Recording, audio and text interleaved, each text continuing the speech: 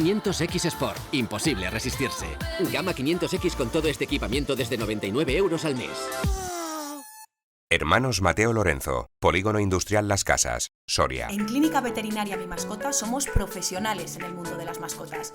Tenemos todos los servicios a tu alcance: consultas, cirugía, radiografía, análisis y servicio especializado de urgencias las 24 horas del día.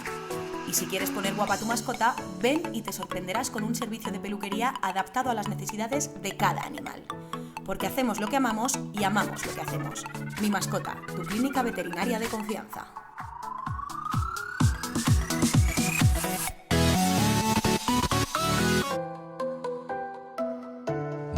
Algo se está cocinando. ¡Qué bien huele! Mejor sabrá. En breve, en Soria. Bar-Restaurante Duero.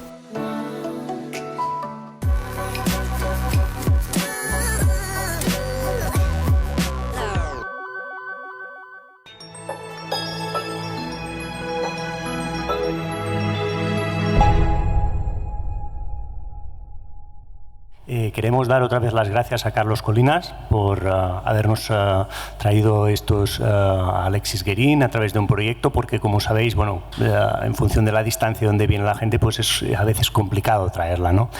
Entonces, ahora, a continuación, vamos a tener otra ponencia muy interesante a cargo de la doctora Asunción Morte Gómez, que es catedrática de Botánica de la Universidad de Murcia, donde dirige el grupo de investigación de micología, micorrizas y biotecnología vegetal en la Facultad de Biología de esta universidad.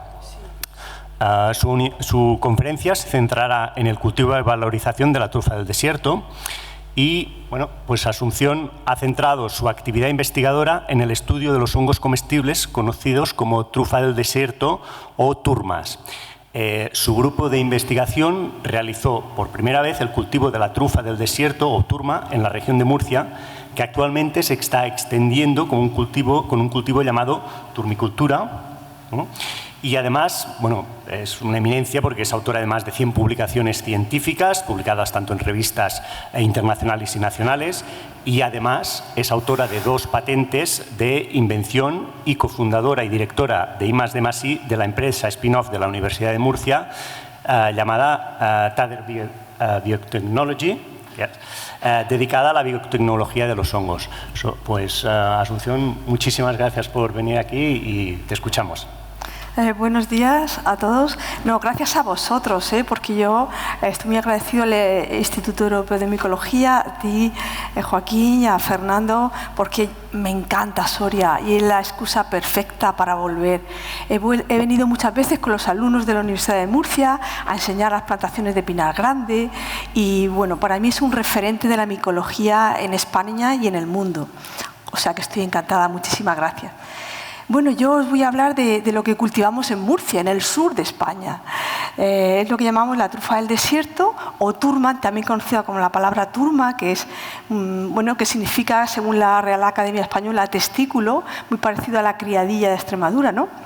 Y bueno, es la especie Terfecia claveri la que nosotros cultivamos porque es la más apreciada desde el punto de vista gastronómico y también la que tiene un tamaño importante de fructificación en el campo.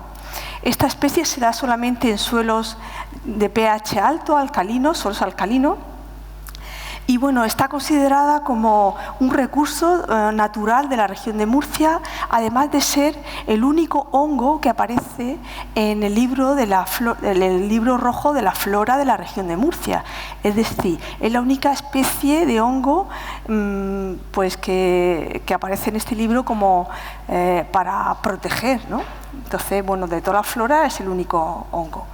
También deciros que esta especie es una especie que forma simbiosis micorrícica con arbustos leñosos de la familia de las cistáceas, como es el género Helianthemum, varias especies, como he puesto ahí, Helianthemum almeriense, Helianthemum violaceum, Hirtum, todas ellas perennes, pero también especies anuales. Especies que, bueno, pero que claro, para el cultivo no las usamos, pero que también forma micorriza con especies anuales y fructifica la trufa del desierto, se forma también. como he dicho antes, en suelos alcalinos. En suelos ácidos, por el contrario, quizá ustedes todos conozcan la criadilla de Extremadura, que es la especie Terfecia arenaria, y también Terfecia fanfani, que es lo que se consume allí. Y bueno, estas todavía no se cultivan por el hecho de que forman simbiosis con plantas anuales. Por eso, de momento, estas no se han cultivado. Bien, deciros que en los últimos 7 años hemos descubierto hasta 13 especies nuevas de trufas del desierto, todas ellas comestibles, pero es verdad que no se consumen porque aparecen en pequeñas cantidades y con tamaños pequeñitos. Pero tanto en el sureste de España, en nuestra región, como en la zona de Extremadura, hemos descrito todas estas especies que veis aquí. Y bueno, ya os digo, todas comestibles. O sea, que hay más biodiversidad de la que realmente se pensaba. Antes solo nos limitábamos a estas 2 especies, pero en fin, hay muchísimas más. Bueno, deciros que igual que la trufa negra forma una ectomicorriza con la planta, la trufa del desierto forma un tipo especial de micorriza, que se llama ectendomicorriza. Es decir, que el micelio entra dentro de la raíz, coloniza los espacios entre las células, pero también penetra al interior de la célula vegetal. Por eso es endo y ectendo. Es un tipo muy especial, porque generalmente son o endo o ecto, y esta es ectendo, de las 2 cosas. Y eso lo hemos estudiado haciendo cortes seriados en las raíces, y hemos visto que hay un continuo de esta colonización tipo red de Harty, como veis aquí, una red de Harty, como veis arriba, que se queda en los espacios intercelulares y también penetra en el interior de la célula, las hifas del hongo. Bueno, pues esto se ve a lo largo, y esa colonización inter e intracelular va a ir cambiando. Y hemos visto que ¿qué es lo que hace que sea más intracelular? La sequía. Cuando la planta está sometida a una alta sequía, la colonización se hace más intracelular. Es mayor, el porcentaje de micorriza es mucho mayor, como veis ahí en condiciones de sequía, del 50%, en el riego del 30%, y esta colonización en condiciones de sequía es más intracelular, es decir, es más íntima la relación hongo-planta cuando hay sequía. Esto nos ayuda muchísimo para mantener ese nivel de micorrización en el campo. Porque claro, ahora os contaré más tarde cómo manejamos todo el riego de estas plantaciones. Este hongo también se aprecia muchísimo porque tiene un buen contenido en proteína, un 16% de proteína, lípido, fibra, también muy rico en antioxidantes. Increíblemente, estos antioxidantes, calculados como porcentaje de inhibición del daño causado por radicales libres o de la inhibición de la peroxidación de los lípidos, llega a ser hasta del 96%. Y es verdad que estos antioxidantes se mantienen muy bien en congelado, con el procesado de la trufa en congelado, no hay diferencias significativas como veis arriba, sí que pierden un poco de antioxidantes cuando congelamos las turmas. Y bueno, y si veis aquí la concentración de antioxidantes de los que generalmente se usan en el mercado para conservar alimentos, su poder antioxidante es mucho menor que el de estos hongos, ¿no? Entonces, bueno, esto como fuente de antioxidantes naturales es muy prometedor. Deciros también que además tienen propiedades medicinales. Se han visto que hay actividades antimicrobianas contra el Staphylococcus aureus y el Pseudomonas aeruginosa que provocan la conjuntivitis y el tracoma. De hecho, los beduinos del desierto, cuando padecían estas enfermedades, pues se cogían el zumo de las trufas y se lo ponían en los ojos y se curaban de la conjuntivitis, curiosamente. O sea, tanto la especie Terfecia claveri como también Tirmania nivea, que es otra trufa muy apreciada en las zonas desérticas de Extremo Oriente. Bien. ¿Cuál es el mercado? ¿Qué precio tienen estas trufas en el mercado? Pues bien, a nivel de campo, de la recolección, pues varía este producto desde los 20 euros el kilo hasta los 220 euros que se pagan pues, en Dubái, en Abu Dhabi, en Extremo Oriente. Y bueno, estos precios están cambiando. Es verdad que ahora En Murcia los restaurantes están demandando muchísimo este producto, porque ahora os contaré la puesta en valor que hemos hecho, y están pagando a los turmicultores entre 60 y 70 euros el kilo de turmas, servida en restaurantes de estrella Michelin. ¿Okay? Bien. ¿Qué hemos hecho en el cultivo? Bien, este es un cultivo que llevamos tan solo 20 años de experiencia, tan solo, en comparación con la trufa negra, que lleva 200, ¿no? Entonces, bueno, lo primero de todo fue hacer planta micorrizada de gran calidad, tanto por la vía usando las esporas, inoculándolas en las plántulas, pero también usando el micelio, cultivando con plantas micropropagadas. Hemos hecho toda una serie de vías, de forma que cuando no tenemos esporas, tenemos micelio y hacemos esta producción continua. Bueno, esta producción, que ya lleva mucha experiencia, estamos siempre mejorándola, siempre estamos mejorando la producción para que sea de gran calidad. Y bueno, lo último que hemos hecho hace unos años fue aislar en las plantaciones que teníamos muy productivas. Fuimos y aislamos del suelo rizosférico y del peridio de las trufas una bacteria, que aislamos unas 45 cepas de bacterias, que luego las caracterizamos para saber qué hacían. Unas producían auxinas, con lo cual aumentaba el número de raíces de las plantas. Otras solubilizaban muy bien el fósforo y lo dejaban disponible también para que el hongo se lo diese a las plantas. Otras producen sideróforos, de forma que quelan el hierro. Otras tienen esta actividad ACC desaminasa, que desaminan el etileno, con lo cual benefician a la planta. Bueno, pues sabíamos qué hacían estas bacterias y las probamos en nuestras plantas. Y bueno, hemos visto que sobre todo dos especies, Pseudomonas florecen, que aumentaba la supervivencia de las plantas, también la biomasa de las plantas, sobre todo la raíz, y el porcentaje de micorrización. O sea, es una bacteria promotora del crecimiento vegetal y de la micorrización. Pero luego vimos una que era Pseudomonas mandeli, que tan solo aumentaba el porcentaje de micorrización a unos niveles muy altos. Con lo cual, esta es lo que se llama una MHB, una Mycorrhiza Helper Bacteria, que ayuda a aumentar la micorrización. Estas bacterias actualmente las estamos usando para producir planta micorrizada, pero también esta Pseudomonas mandeli, los agricultores la están aplicando en el campo para aumentar la micorrización y que la plantación entre antes en producción. Esto todavía lo estamos ensayando en campo, pero a nivel de vivero está funcionando muy bien. Bueno, pues ya hemos metido esta bacteria, esta producción, en todo el protocolo de producción de planta micorrizada. Una vez tenemos la planta micorrizada, ¿qué es muy importante? Controlar de que esté micorrizada. Porque inocular es muy diferente de micorrizar, todos lo sabemos.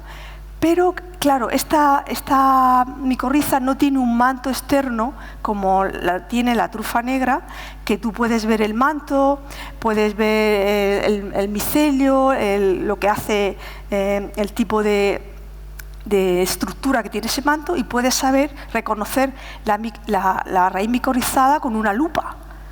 Esta micorriza no, esta micorriza hay que teñir las raíces y detectar el hongo en su interior. Con lo cual esto es una dificultad para el viverista, porque es difícil de caracterizar esa ectendomicorriza, pero que es importante hacerlo para certificar la planta. ¿De acuerdo? Y bueno, si no se conoce muy bien pues esta colonización, pues hacerlo por métodos moleculares, que también es posible, que ya tenemos los primers específicos diseñados para ello. Bien, como fuimos los primeros en producir estas plantas micorrizadas y teníamos mucha demanda, en la universidad se creó una spin-off que se llama TADES Biotechnology. TADES es el río Segura en árabe, y bueno, que se dedica a la biotecnología de hongos, a producir planta micorrizada con trufa del desierto, a también las bacterias, y también pues en biotecnología de hongos biofertilizantes, que son las micorrizas arbusculares. También se hace en la spin-off. Y bueno, pues que actualmente está produciendo esta planta. Estas plantas tienen una muy buena tolerancia a la sequía. Esto lo tenemos muy caracterizado. De hecho, plantaciones que han estado regadas a capacidad de campo nunca han producido trufas del desierto, en cambio aquellas que han sido sometidas a un estrés hídrico moderado sí que han producido trufas. En la base de esta tolerancia a la sequía la hemos investigado muchísimo y bueno, pues hemos visto que hay tanto la mayor tolerancia a la sequía de las plantas micorrizadas se explica por 3 vías. Una es que mejora la nutrición, en el caso de las trufas del desierto ocurre, mejora la nutrición, sobre todo el potasio, y eso pues hace que se reduzca la demanda de evapotranspiración, curiosamente. Luego otro es que produce modificaciones en las raíces, tanto morfológicas como anatómicas. Esto ya os he dicho antes, que al aumentar la sequía, la micorriza aumenta, el porcentaje de micorrización aumenta y la colonización se hace más intracelular. Esa es la modificación que ocurre, que favorece la mayor tolerancia de las plantas micorrizadas a la sequía frente a las no micorrizadas. Y por último, cambio en la conductividad hidráulica de la raíz, causada por cambio en la permeabilidad al agua de esas raíces. Esto lo hemos visto porque hemos sido capaces de aislar un gen, que es no sé si os suenan las acuaporinas, que son canales de agua que están en las membranas celulares. Entonces, la trufa del desierto tiene una de estas proteínas que cuando la planta micorrizada está sufriendo sequía y disminuye su fotosíntesis, este gen que está en el micelio, en las raíces micorrizadas, aumenta su expresión y es capaz de conducir el agua de una forma muy eficaz a la planta. Es decir, hemos visto una correlación directa entre la expresión de estos genes de acuaporinas que tiene el hongo y la disminución de la fotosíntesis en condiciones de sequía. Es decir, hay sequía, baja la fotosíntesis y el hongo lo detecta, expresa este gen y es muy eficaz captando el agua para la planta. Esto ya lo hemos estudiado, lo hemos publicado y bueno, pues esto nos ayuda muchísimo a luego entender y poder manejar las plantaciones. Porque, fijaros, esta es una planta que aunque es perenne, es perenne, una planta que dura, por lo menos ya tenemos las primeras cultivadas 20 años y ahí siguen produciendo, pero pierde sus hojas en verano. Es muy lista, es decir, el verano en Murcia es tan duro que dice, bueno, yo tolero la sequía, pero en verano la evito. ¿Y cómo la evita? Pierde las hojas. La planta parece que está muerta, pero no está. Entonces, en verano realmente pierde las hojas, pero luego con el otoño, con las primeras lluvias, empieza a rebrotar otra vez, salen las primeras brotaciones del tallo, pero es en invierno cuando hace la mayor fotosíntesis la planta. Parece un árbol. Cuando mide la fotosíntesis de esta planta parece un árbol, ¿no? de lo potente que es. Y que coincide con el crecimiento de la planta, y luego es en primavera, la primavera temprana y la primavera tardía, que es cuando se da la fructificación del hongo, cuando se producen las trufas del desierto, y que coincide con la floración de la planta. La planta tiene una flor blanca muy bonita y bueno, coincide ambos. La movilización del carbono está aquí en primavera. Entonces ya empieza a disminuir la fotosíntesis una vez que se produce la trufa del desierto. Bien, pues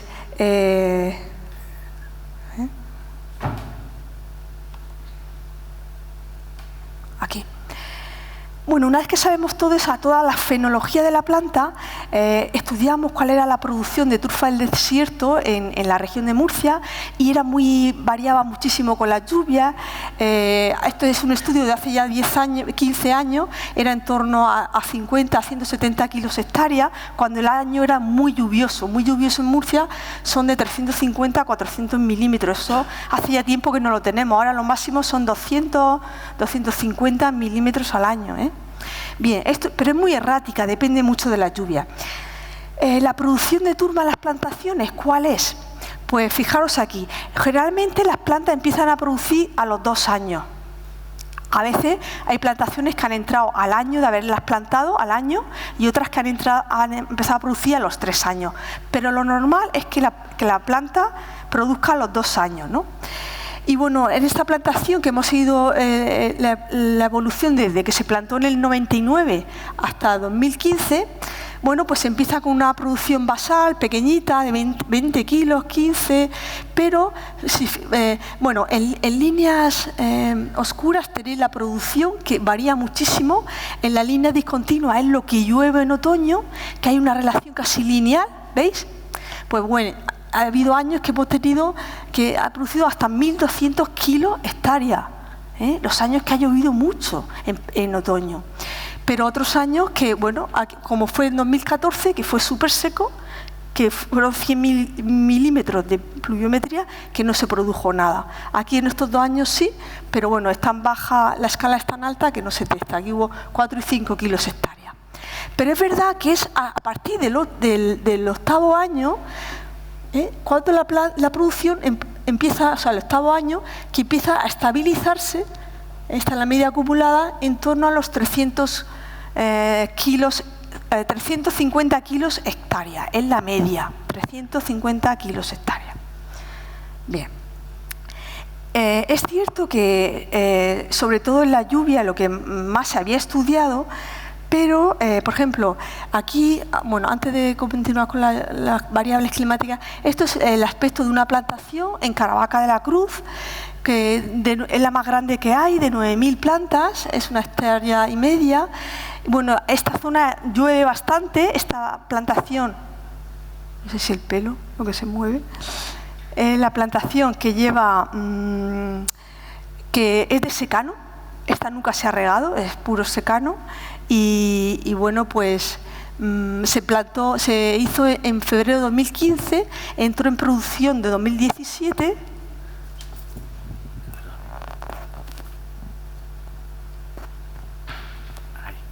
Ahora mucho mejor. Gracias. Y bueno, la primera sostuvo 34 kilos hectárea, en el año siguiente 25 y el año pasado fue 53 kilos hectárea. Va poco a poco subiendo, ¿no? Pero es verdad que esta no se riega, es secano total, porque bueno, es una zona de Caravaca de las más lluviosas de Murcia. En otra, como es Corbera, pues tenemos esta plantación que llueve bastante menos. Esta sí que tiene un pequeño regadío. Aquí sostuvo 74 kilos hectárea a los 2 años de haberla plantado. Al siguiente año, que fue más seco, sostuvieron 54 kilos y el año pasado 105 kilos hectárea. O sea, va subiendo poquito a poco hasta el 8º año, que se estabiliza en torno a los 350. ¿Cómo la detectamos? No tenemos perros. Este hongo fructifica superficialmente, como he visto que también últimamente la trufa negra está fructificando muy superficialmente, pero forma una grieta en el terreno, lo agrieta y lo abomba. Entonces el recolector lo reconoce y bueno, pues ahí fijaos las plantas donde están, esa es la grieta de una trufa. Entonces vamos, esa grieta la levantamos y sacamos nuestra trufa. No necesitamos perro. Bueno, lo que sí que vamos de la mano de los turmicultores, que lo llamamos turmicultura, el cultivo de la turma, para diferenciarlo de la truficultura, ¿no? Entonces, nuestros turmicultores tienen muchas preguntas. Entonces, una de las preguntas que tenía es ¿cuánto regar y cuándo? Es decir, porque es que si regaban mucho, se va la micorriza y no hay producción. No, o sea, es trufa del desierto y es por algo. Entonces, bueno, pues hemos hecho un estudio para dar respuesta a eso, que hemos publicado el año pasado y que lo quiero comentar brevemente, porque creo que hemos dado un paso adelante. La experiencia, hemos cogido los datos que teníamos de la plantación más antigua, que es la que tenemos, que se estableció en 1999. Hemos hecho hasta 2015, es una plantación pequeñita de 60 plantas. Es verdad que esta tiene un marco de plantación de medio metro por medio metro, ahora se está haciendo de 1 metro por 1,5 metros, es mucho más alto, pero bueno, estas plantitas muy juntas y bueno, hemos estudiado un poco la plantación esta. Es una plantación que se le dio el riego al principio, luego ya no se volvió a regar, que nunca se han aplicado fertilizantes y que bueno, hemos hecho estos 15 años de estudio. En Serviam somos especialistas en control de plagas, abordando el problema de manera personalizada y ofreciendo el tratamiento más efectivo para resolver cada situación de manera eficaz, dando un servicio de calidad y garantía. Trabajamos en toda la provincia de Soria. Presupuesto sin compromiso. Serviam, más de 15 años garantizando tu salud y la de los tuyos. ¿Y qué hemos estudiado? Pues hemos cogido las estaciones meteorológicas más cercanas.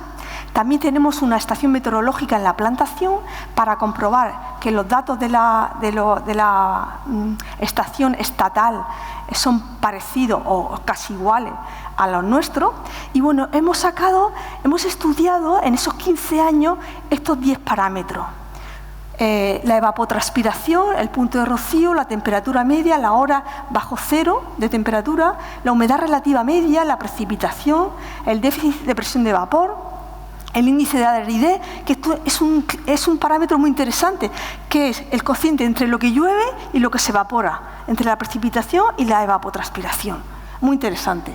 Luego, el potencial hídrico del suelo y la anomalía del potencial hídrico del suelo, que esto, bueno, es lo que se desvía el potencial hídrico estándar en un momento determinado, viene en desviación estándar.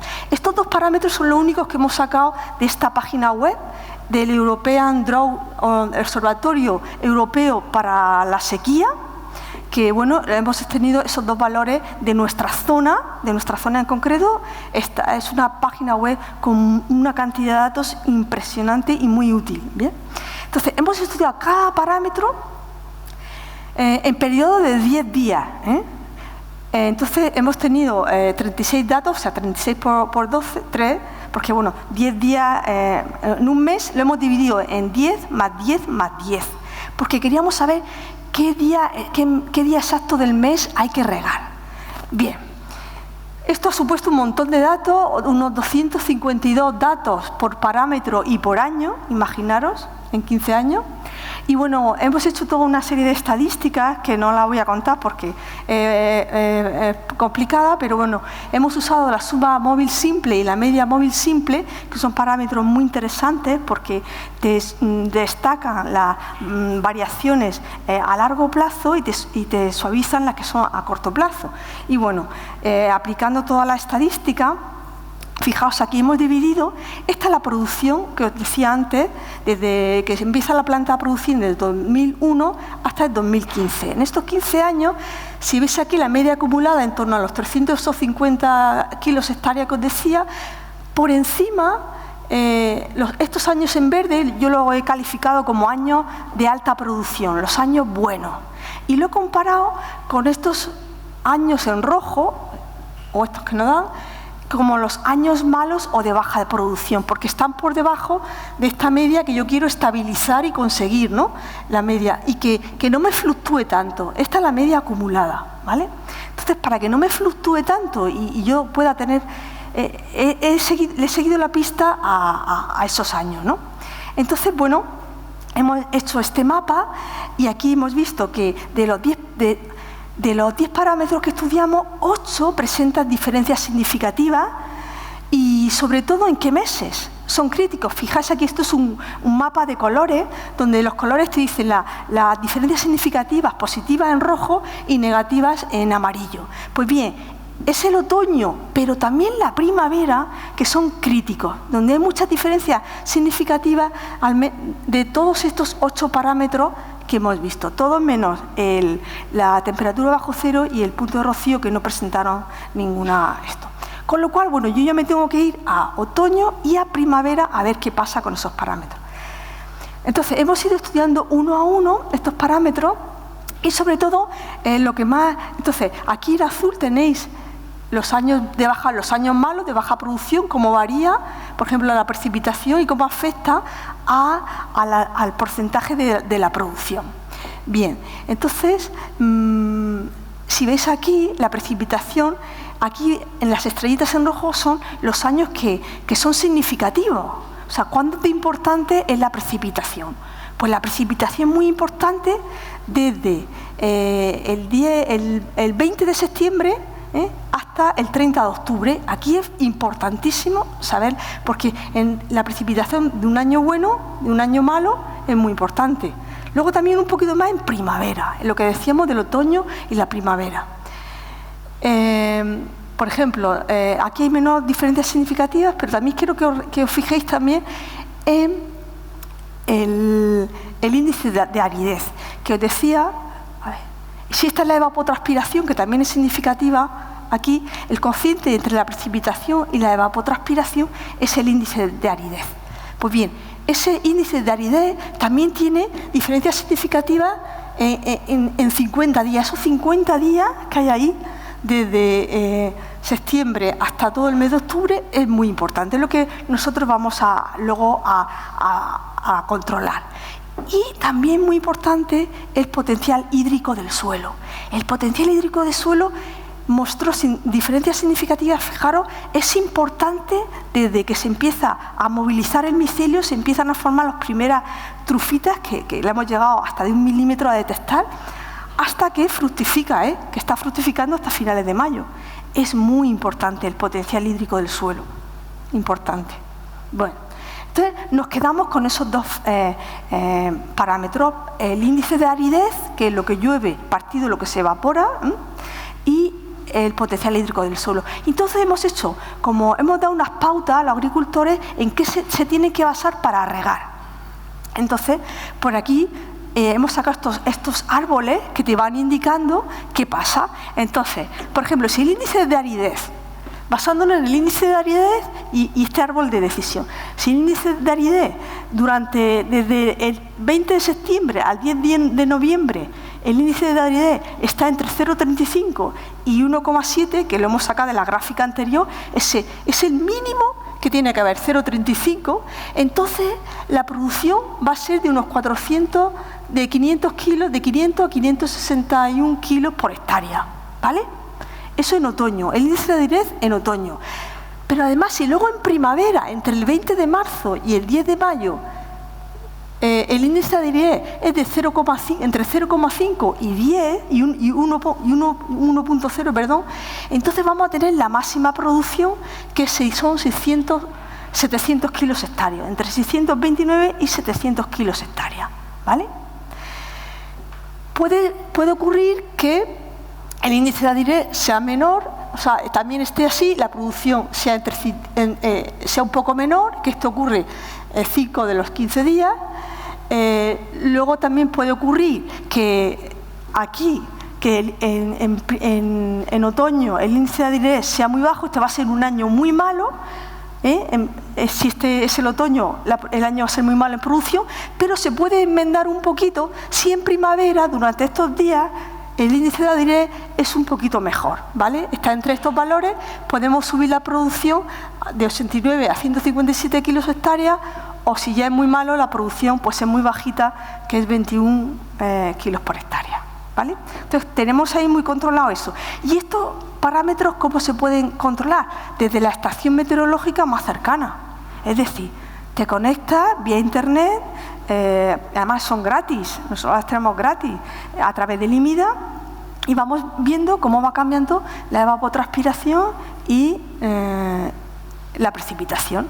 Hacemos un cálculo y llamamos al agricultor y le decimos, riega de tal día a tal día, porque este año tan solo hemos regado un poquito una vez. Bien, por ejemplo, esto en un año malo, ¿cuánto tendríamos que regar? Pues fijaros, en otoño en torno a unos 47 milímetros y en primavera unos 52 milímetros, un total de menos de 100 milímetros al año es lo que te deberíamos regar para conseguir un buen año. ¿De acuerdo? En el caso de que que la pluviometría venga como mala. Si la pluviometría viene como buena, los cálculos salen en torno a unos 32 milímetros. Bien.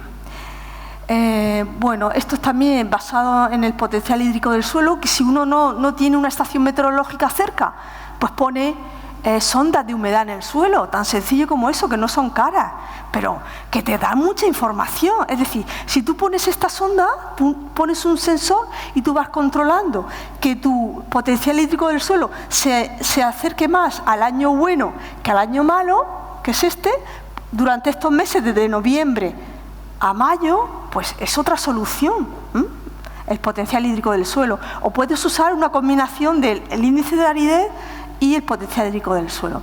Luego, si no tiene ni una cosa ni otra, pues te va a la página web del Instituto del Observatorio Europeo del Mar de la Sequía y sí que puede ver basado en la anomalía del potencial hídrico del suelo. El problema es que aquí sabes que esta anomalía está muy baja, pues riegas, pero no sabes cuánto tienes que regar. Es un valor teórico, pero bueno, en el peor de los casos, el agricultor se lo puede.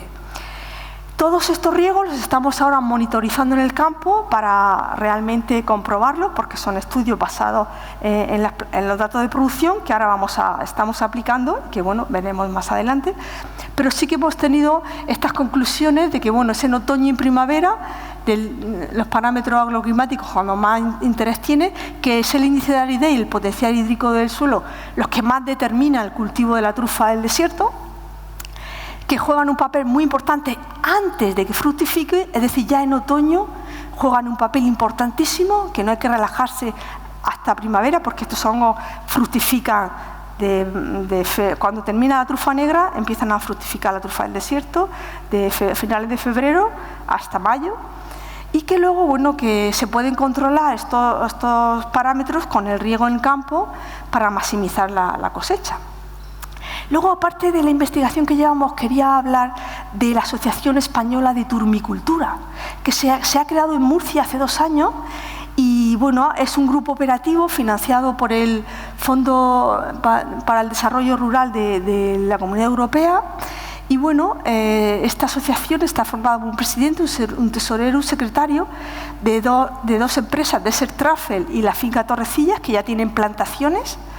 También nosotros participamos como el grupo investigador de la Universidad de Murcia, asesorando en las plantaciones y siguiendo todos los potenciales hídricos, todos los riegos de las plantaciones y las de secano también.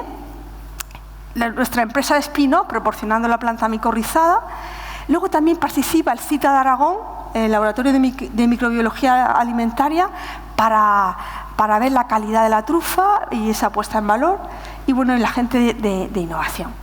Pues bien, esta asociación, este grupo operativo tiene 3 objetivos. Primero, establecer plantaciones en clima y suelos diferentes en la región. Se están haciendo plantaciones en Águilas, muy cerquita a nivel del mar, otras a nivel medio, 200 de altitud, a 200 metros de altitud, y otras a 800 metros, porque es un hongo que se adapta desde el nivel del mar hasta los 800 metros, 800-900 metros sobre el nivel del mar. Bien, estamos haciendo esas plantaciones. Luego se están dando técnicas de formación para la turmicultura, de comercialización, de canales de vía y luego una puesta en valor de estas trufas. Y bien, bueno, pues ya se han hecho varias jornadas para la introducción al cultivo, para que los agricultores aprendan que se cultiva de una forma diferente a las lechugas y a la alcachofa y al brócoli que hacemos en Murcia, que somos muy buenos. Y bueno, ha tenido mucho éxito, incluso los políticos, el consejero de Agricultura, ha habido una buena respuesta tanto del público como de la administración. Se han hecho también la primera jornada, encuentro gastronómico de la trufa del desierto, que han participado 3 chefs con estrella Michelin. Pablo González Conejero, de Murcia, con 2 estrellas Michelin. Ignacio Chapresto, de aquí de La Rioja, también 2 estrellas Michelin. Luego David López, que es un chef que, bueno, no es estrella Michelin, pero será el año que viene, segurísimo, tiene muchísimos premios y cocina todo con setas y trufas. Le encanta la trufa negra y la cocina de muerte. Y bueno, a él le ha sacado un partido enorme. De hecho, lo han invitado a Madrid Fusión, ahora os lo cuento. Bueno, este es un agricultor también, y Antonio Rodríguez, que trabaja en mi grupo de investigación en taxonomía. También fue una jornada muy interesante la que allí hubo. Luego David López cocinó un menú a base de trufa del desierto que degustamos todos allí. Y bueno, pues esto es una fotografía de la jornada. David López, de su restaurante local de ensayo en Murcia. Luego también Ignacio Chapresto, de la venta Moncalvillo de La Rioja, hizo unos platos estupendos, y Pablo González Conejero, de La Cabaña. Luego lo degustamos y la verdad es que le sacaron un partido impresionante. Yo no podía imaginar que esto tenía tanto valor.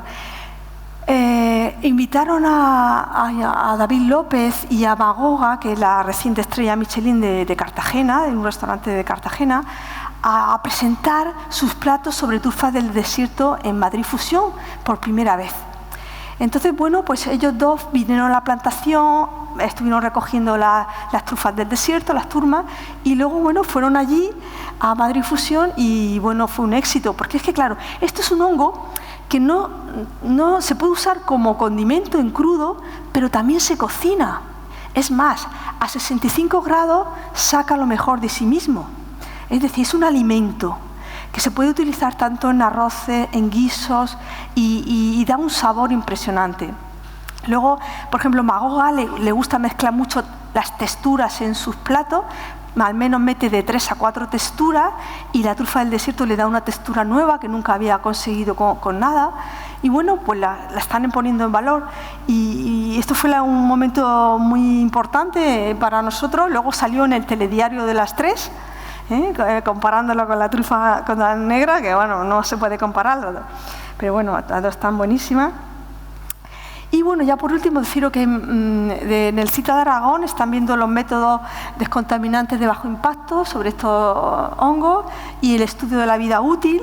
Y bueno, tenemos estudios ahora todavía por procesar, todavía nos queda un año en el grupo operativo para terminar estos estudios. Ya a finalizar, os digo que tenemos secuenciado el genoma de la trufa del desierto, que gracias a eso ahora hemos descubierto que también tiene los genes MAT, que se pensaba que no tenía, habían publicado un grupo que no tenían, pero hemos descubierto que sí, que los tienen, al igual que la trufa negra. Entonces se nos presenta todo un mundo por seguir investigando y bueno, esto nos está ayudando muchísimo, con lo cual, bueno, pues siempre eso. Y nada, agradeceros vuestro interés y nada más.